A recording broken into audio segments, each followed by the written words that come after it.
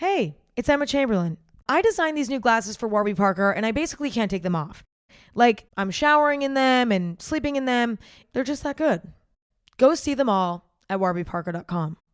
And you know what? Have a good day too. Okay? All right? Bye. How would you like a 15% discount to my daily email, the stack of stuff, the show notes, discounts to the conference, all of that? All you need to do is text the word show to 33777. You'll get the annual subscription with a 15% discount to my daily email. You'll get the stack of stuff, the links to the show notes, discounts to the conference, and so much more. All you have to do is text the word show, SHOW, to 33777. Text show to 33777.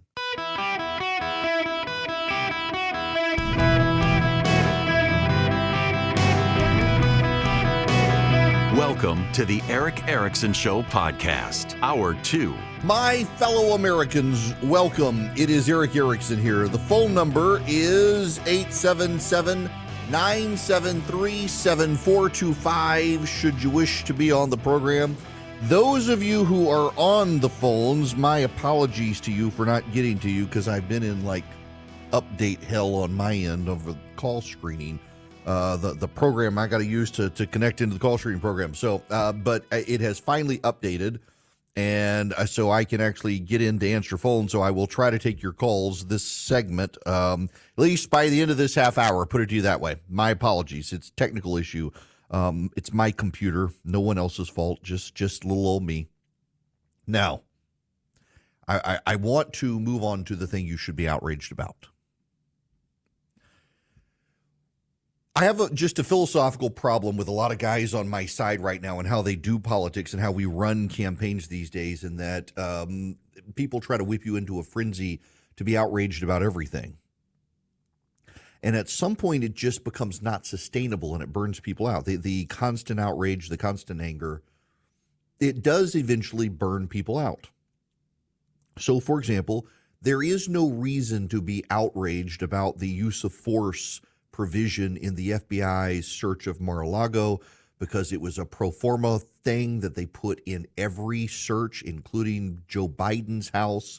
Anywhere the FBI searches under a warrant, they do that. Now, you know, and I say that about Joe Biden's house, I'm not sure if it was a warrant, but it is standard for warrants for them to be able to do it. It's that I would say they should have made an exception and not put it in Trump's. But at the same time, remember, it is a factual statement that they coordinated with the Secret Service to make sure Donald Trump wasn't even going to be there. Donald Trump, they knew, was in New York before they began the raid. So the hyperbole and hysteria out there from the right, it's just discrediting. So when the time comes to actually be outraged,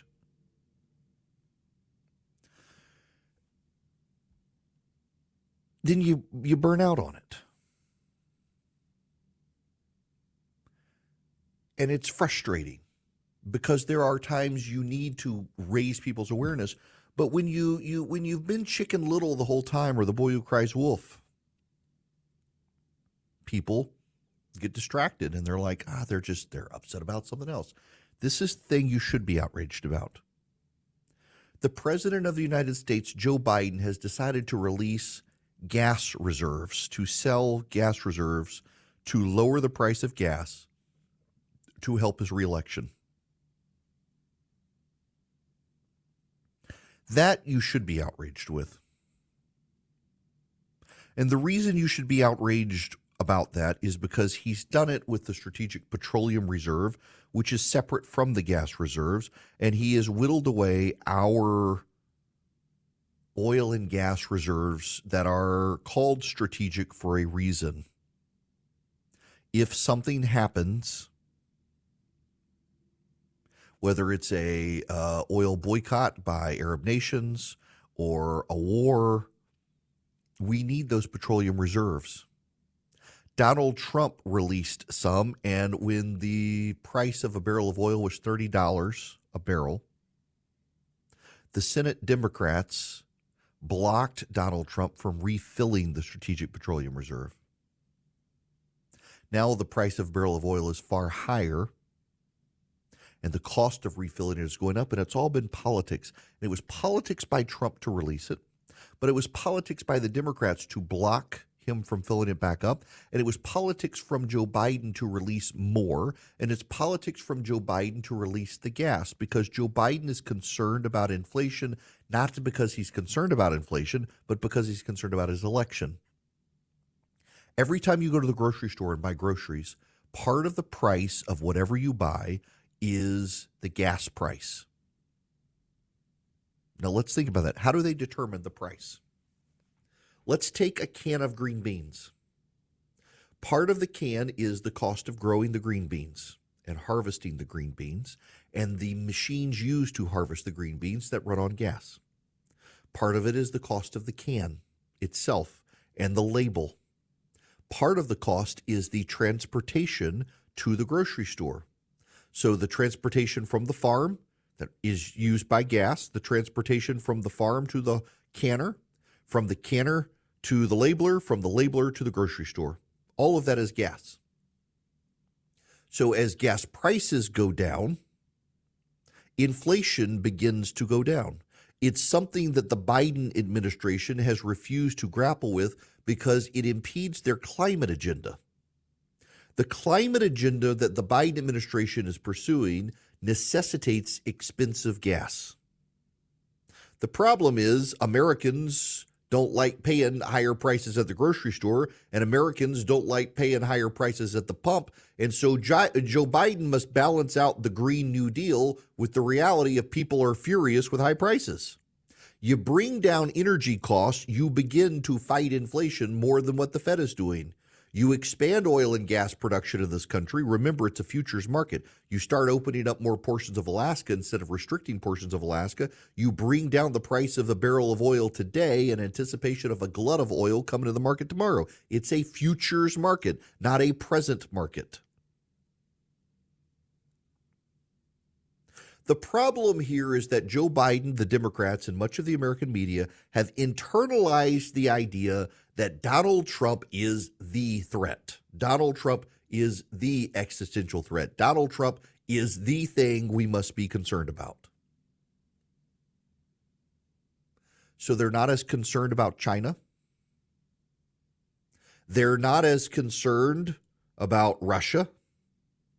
They're not as concerned about terrorists. They're not as concerned about terrorists possibly coming across the border. They're just not concerned about those things because they think Donald Trump is a bigger threat. They think an American potential president is a bigger threat to America than those countries that actually wish to destroy us.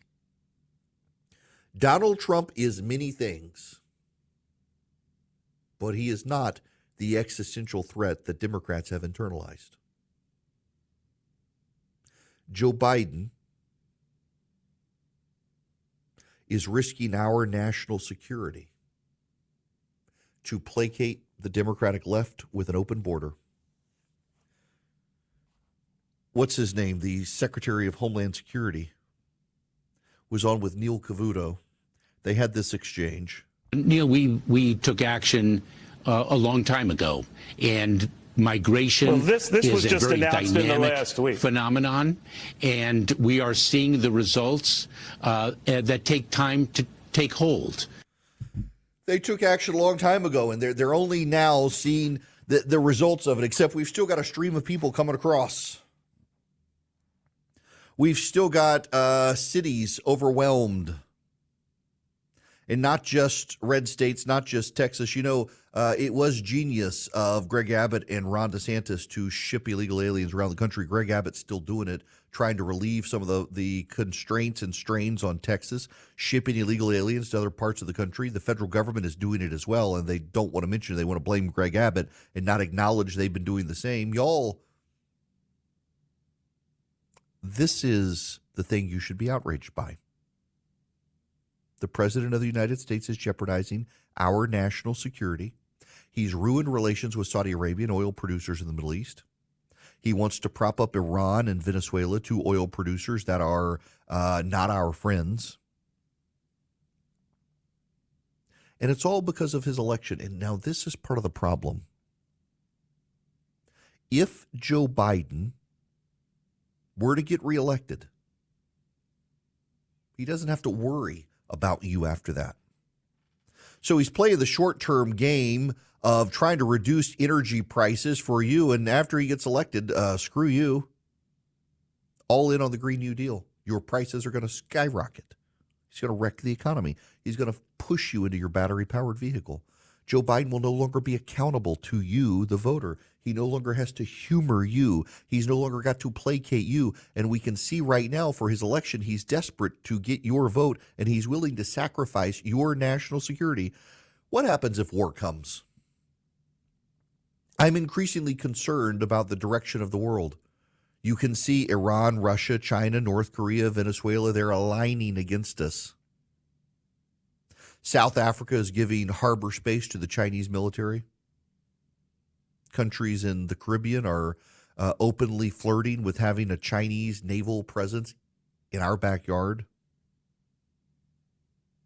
The Chinese are moving people into Mexico, which itself is a failed state with the cartels in alliance with the Chinese. That doesn't get talked about enough. This Eastern axis is not just aligning against us, it's lining up around us. And it's trying to strangle us financially. You know, during the 1980s, Ronald Reagan realized that we could outspend the Soviet Union and drive them to collapse. The Chinese seem to have made a similar calculation about us. Now, it's not going well for the Chinese. If we're honest about it, the Chinese are actually doing worse than us. The financial situation in China is just desperate at this point. Banks are collapsing. They have this entire underground lending operation in China that local governments partake in, and it's collapsing. The financial crisis is starting to spiral in China. Xi Jinping is going to need an exit hatch, and that may mean war. And if the war comes, we don't have a strategic petroleum reserve because Joe Biden spent it all, gave it all away in order to win your votes. We don't have a strategic gasoline reserve because Joe Biden dumped it all into the open market to lower prices to win re-election. The Democrats convinced themselves they must stop Donald Trump at any cost. And in the process, they've made the United States more vulnerable than ever before. The FBI feels fairly certain that terrorists have crossed our southern border and have gotten away from federal authorities and that they are in this country. Today, German authorities found explosives and detonators buried near pipelines that NATO relies on for fuel production. And people are already blaming the Russians, sabotaging an oil pipeline NATO uses. The world is increasingly unstable. And Joe Biden, the president of the United States, is more concerned about Donald Trump than the stability of the world and the Western alliance. Joe Biden views stopping Donald Trump as more important than stopping our enemies. Joe Biden views stopping Donald Trump as a greater priority than helping our allies. Joe Biden is bringing instability to the world and risking our national security, all to try to bribe voters to stop Donald Trump. He's doing it with student loans.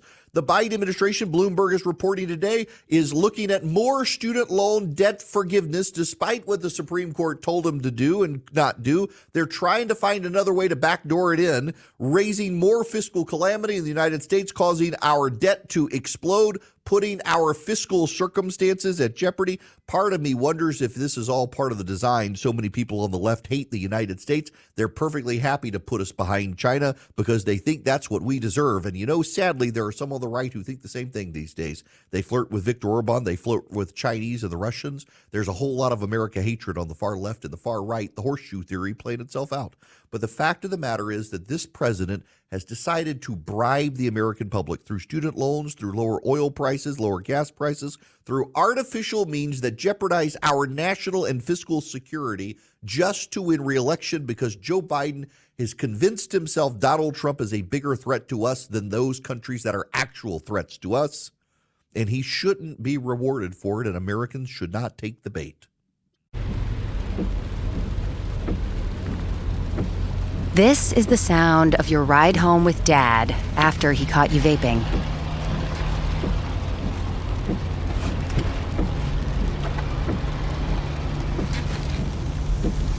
Awkward, isn't it? Most vapes contain seriously addictive levels of nicotine and disappointment. Know the real cost of vapes. Brought to you by the FDA. I have to correct something I said earlier. Ultimately, the FBI did not use its use of force language in raiding Joe Biden's home because as they were in the process of getting the warrant that had that language in it, the Biden team invited them onto the property, so they didn't have a warrant after all. Had they used the warrant they were seeking, the language would have been there because it's pro forma standard language in every FBI search warrant in any event. We move on to the phones. Claudia, you're going to be up first. Welcome.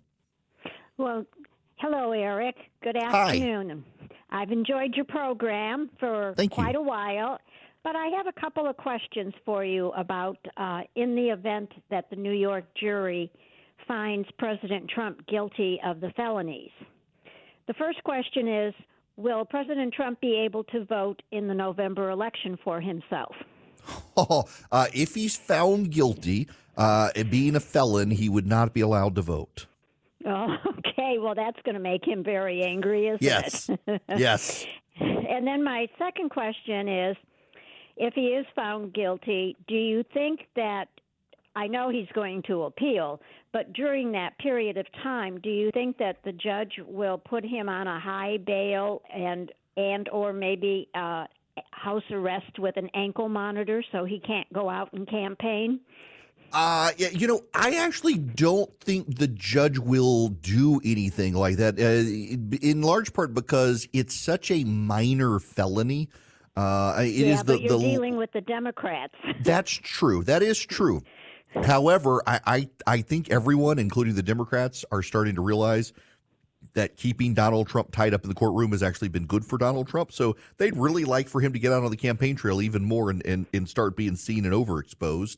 So I don't think they would. I really don't think so. Now, I mean, I could be surprised with that, but this isn't really even a jailable offense. The penalties for it tend to be more fine than jail. So they may charge him with a lot of money, but not send him to jail. And also, there have been so many questionable decisions made given the way the appeal would work. I just don't think he winds up even under house arrest during an appeal for something like this. I think they wait and let the process exhaust itself. Now, I'm totally willing to be wrong. I could be wrong on this.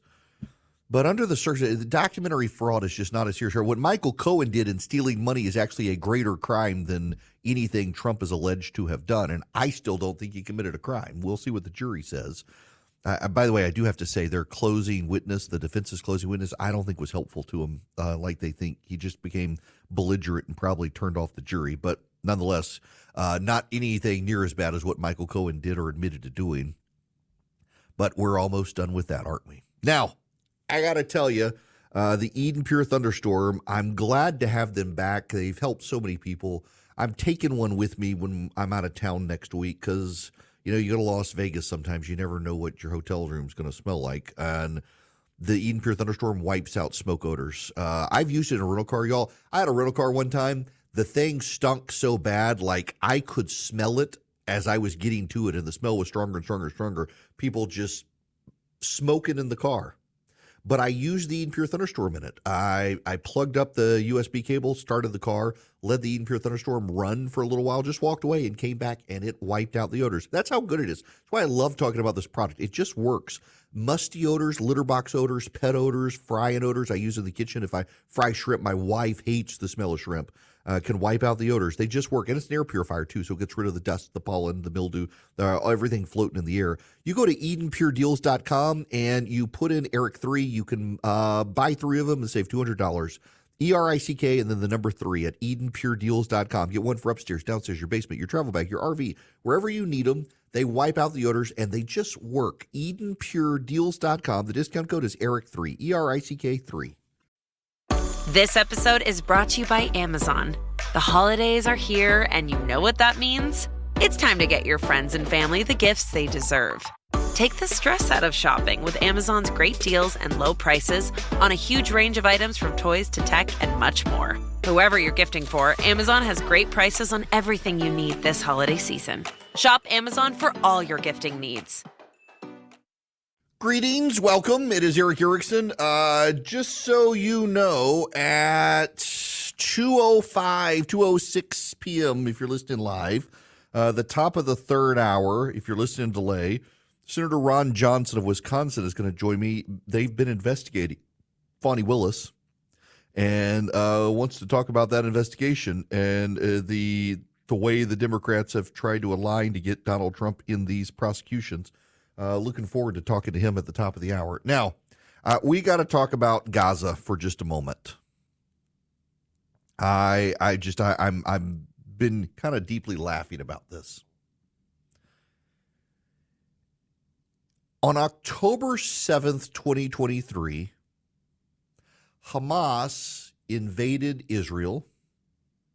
There was a ceasefire and a peace. They broke it in a horrific, brutal manner. Per capita, more people died in Israel than died in terms of percentage of population, I should say. More people died in Israel than died in the United States on 9/11.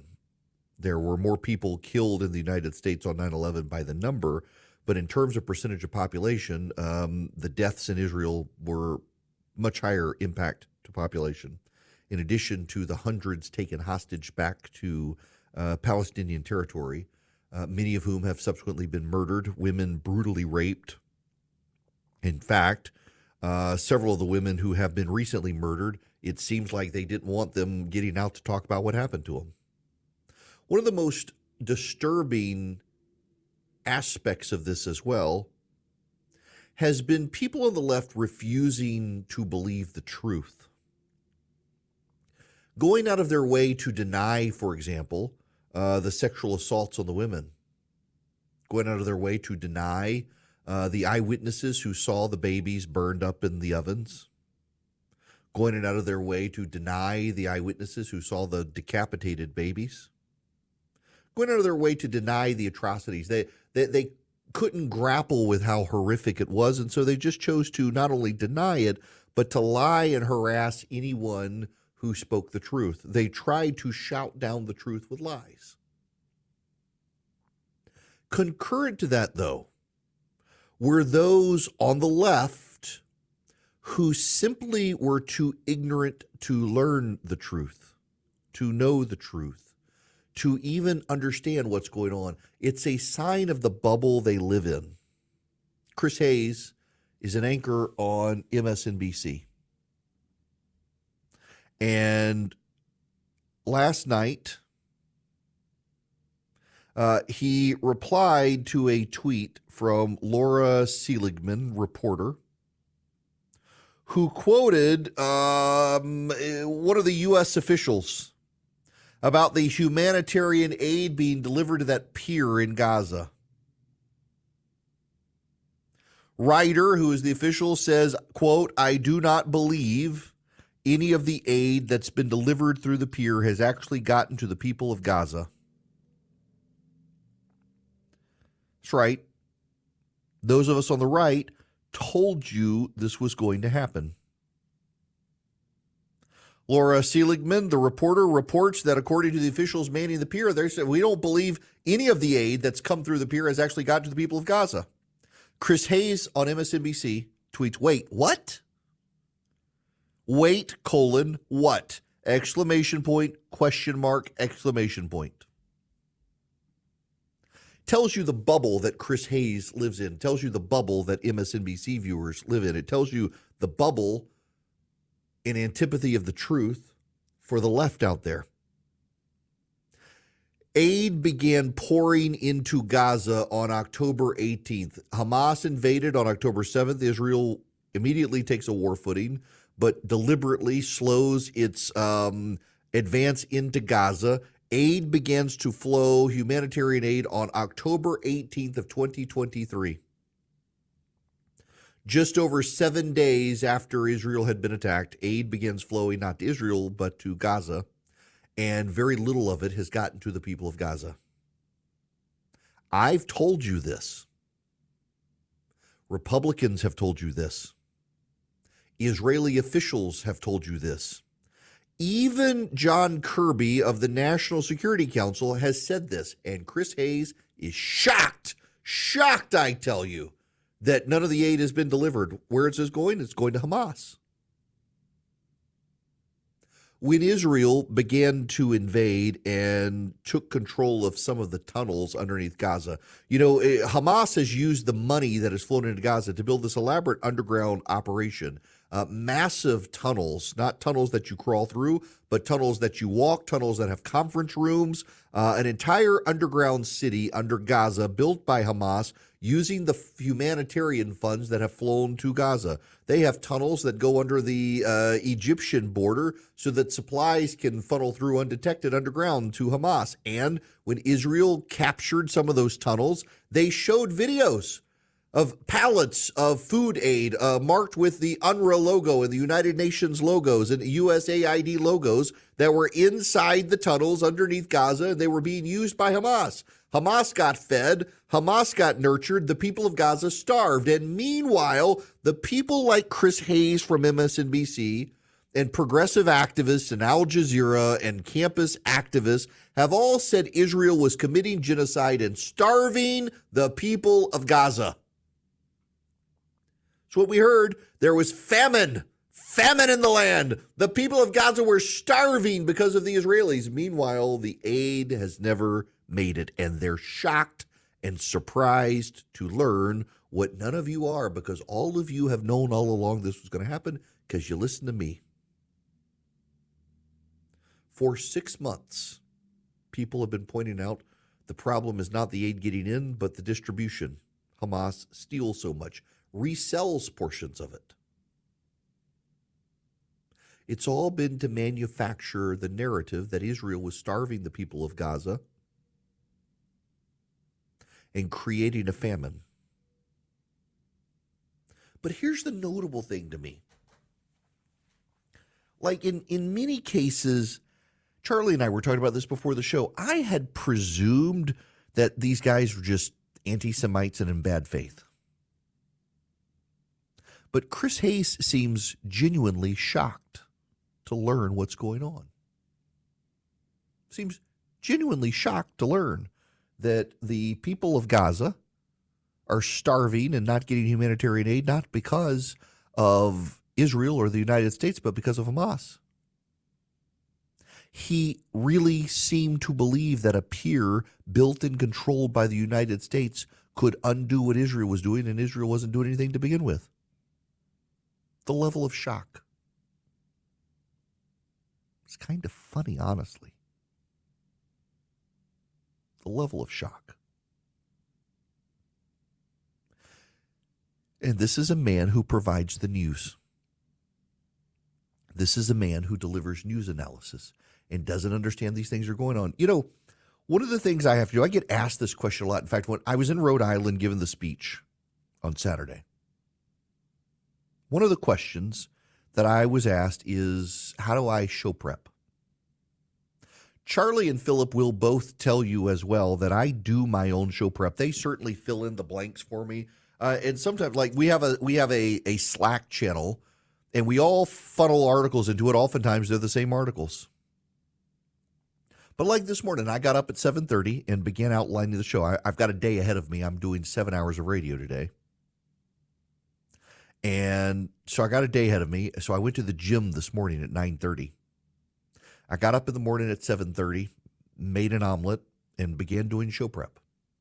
And show prep for me is I read everything. I don't read for pleasure anymore. I'll be gone next week. We're taking the kids. My daughter wanted a combined graduation and birthday present trip, and so we're doing it. And normally I spread out my trips. I had spring break, in the beginning of April, and now suddenly here at the end of May going on another week-long excursion. And then I'm kind of done with vacation for the year till Christmas. But along the way, all I do is I read. I read newspapers. I read magazine articles. I read the things that are put on social media, and I read news. I don't read for pleasure anymore. I keep next to me, and I've got a Bible right next to me. You can't see it on the camera, kind of, sort of. And I try to, when I get to the office, just read a chapter, just so I'm reading something in the Bible every day. And I'm even bad about doing that. It's been several days since I've actually turned to my side. I make it as easy as possible for myself and still don't do it. I suck at it. but I suck at it and suck at reading for pleasure because I read newspapers every single day, nonstop. I do nothing but watch the news and read the news, and I do it for you guys. I do it because I love this job, but I do it in a way that makes sure that I catch stuff, so I'm reading left-wing sites constantly. I arguably read left-wing sites more than right-wing sites, and I read the left-wing sites. One, they tend to be more readable and put together, but two, I want to know what the opposition is saying. I want to know what lies they're peddling. I want to know what their spin is on the facts. I read the Epoch Times. I read the Washington Times. I read the Washington Examiner. I read the New York Times. I just canceled my subscription to the Washington Post because I cannot in good conscience continue to send money to a Hamas propaganda organization. I read the Wall Street Journal cover to cover for the most part, all the sections of the Wall Street Journal. I read the local papers here in Georgia. I read articles from The Atlantic. I read articles from Time. I read articles from Newsweek, although Newsweek isn't that great. I read a lot of stuff. I go to the Drudge Report still. I may be the last person doing it, but I go there because it's a clearinghouse for links. I go to several websites that aggregate news stories. I use the Apple News app on my phone, and I read news stories. From the left, I read them from the right, I read them from the center, I read them from mainstream places, I read them from partisan places. I get on Reddit now, and I use the news on Reddit, the news aggregators on Reddit, and I just constantly read the news. And the reason I do it is because I know the right leaves out stories and the left leaves out stories, and the centrists leave out stories, and the media is notorious about telling narratives and not facts. They're not really interested in telling you the who, what, where, when, why, and how anymore. They want to put a partisan spin on stuff. And so I find that I've got to do twice as much reading now as even really 5 years ago just to make sure that I have an accurate sense of what's going on. Like, for example, the FBI raid on Mar-a-Lago. I would have been whipped into a frenzy had I not actually read the document. I was a lawyer. I recognize the pro forma nature of the language just by virtue of having been a lawyer. But then reading the articles and the commentary from people familiar with the FBI operations, no, this isn't something unusual. And, oh, by the way, they coordinated with the Secret Service to make sure Donald Trump wasn't even in the area when they got there. All things true that if you're just reading right-wing sites today, you're not going to have any sense of that. You're not going to have the truth of it because the right and the left together leave out key details because they want to push outrage. What I find, though, this isn't a patting me on the back, tooting my own horn thing. What I find is that I just presume that anyone in the media who sits behind a microphone or a camera is doing the same damn thing, and clearly not. Chris Hayes is stunned to learn what I have known this entire time, stunned to learn a fact that has not been in dispute by anybody, stunned to learn the aid in Gaza is flowing to Hamas, not to the residents of Gaza. It's been a manufactured talking point by the left. But here's the thing. And at the end, this is probably the most important thing. When I am lied to or misled regularly by my side or the other side, I have little radars and flags that go off of, maybe I should be doing more. Maybe I should go in different ways. Maybe I should think about this differently. And maybe I should consume other news. I guarantee you Chris Hayes is not, having learned this, going to think, maybe I should be listening to other people. Oh my gosh, no, because inside his cloistered bubble of left-wing pablum, he's happy and contented knowing it's the fault of the Jews. He'll go back to ignorance as quickly as he possibly can because God forbid a leftist realize he's being lied to by leftists. It's the worst thing. Someone on the right can realize they're being lied to by people on the right and say, I think these guys are lying to me. On the left, you're not allowed to do that. He'd lose his job. It's just a remarkable anecdote that's a greater revelation that these guys who have TV shows on these liberal networks can be misled and lied to, and then they will mislead and lie. And when they find the truth, they will run from it as quickly as possible, lest it shake their worldview, because God forbid he's shaken to the truth that it's not actually Israel forcing a genocide of Gaza and famine. It's Hamas itself doing it. The truth, however, will set you free. Hillsdale College wants to learn where you stand on an issue. There are a number of states that have decided to do an interstate compact to alter the way the Electoral College performs. So mostly progressive states, although there were some Republican states for a while, including Georgia, that had considered it and thankfully rejected it, where they want their state to be bound by the national popular vote. So these states are passing laws saying it doesn't matter if our state votes for Donald Trump. If Joe Biden wins the popular vote, our state's electoral college will be forced to vote for Joe Biden because they really think that Republicans aren't going to win the popular vote anymore, thanks to California and New York. Well, Hillsdale College wants to take your pulse on this and your temperature with a survey of presidential selection available at ericforhillsdale.com, E-R-I-C-K. Do you think it's a good idea to do a national popular vote? Do you want to preserve the Electoral College? Hillsdale College is interested in your thinking. ericforhillsdale.com, E-R-I-C-K, ericforhillsdale.com. Go take their presidential selection survey at Hillsdale College and tell them what you think about the issue, how you align on presidential selection, and whether or not you think these left-wing states are doing it right by trying to align their states with the national popular vote. Go to Eric, E-R-I-C-K, ericforhillsdale.com today. Welcome back. It is Eric Erickson here. The phone number is 877-973-7425. Ron Johnson from Wisconsin has been investigating District Attorney Fani Willis in Fulton County, Georgia, who just won her reelection last night. He's going to join me at the top of the hour about her prosecution of Donald Trump in Georgia, what he and Chuck Grassley, senator from Iowa, are finding out. Right now, I want to take Matt's phone call. Matt, welcome to the show. How are you? Matt? Hey, Eric, how's it going? I'm trying to get you. Hey, Eric, how are you? Great. What's going on? Hey, I was calling because I've been listening to you for years, and one thing I learned from you is to always pay attention on Friday afternoons and see what gets dumped out in the news cycle. And I noticed that the DHS put out a worldwide terrorism alert, and I was wondering if you could kind of touch on that. Also, with the Fani Willis coming up at the top of the hour, I'd like to know if there's any chance that she's going to be facing criminal charges for what she's done. Oh, yeah. Well, I can tell you that there's really no one to charge her criminally on that one, so probably not. But on the other one, yes, Matt, the FBI has put out a warning, particularly to the Alphabet Gang community, that terrorists wish them ill will. And as Pride Month approaches and corporations across America go rainbow, they are worried about, Queers for Palestine having a wake-up call that the Palestinians aren't exactly down with Queers for Palestine. And they are worried about Islamic extremists attacking a Western civilization during Pride Month. There do seem to be hints that something is coming.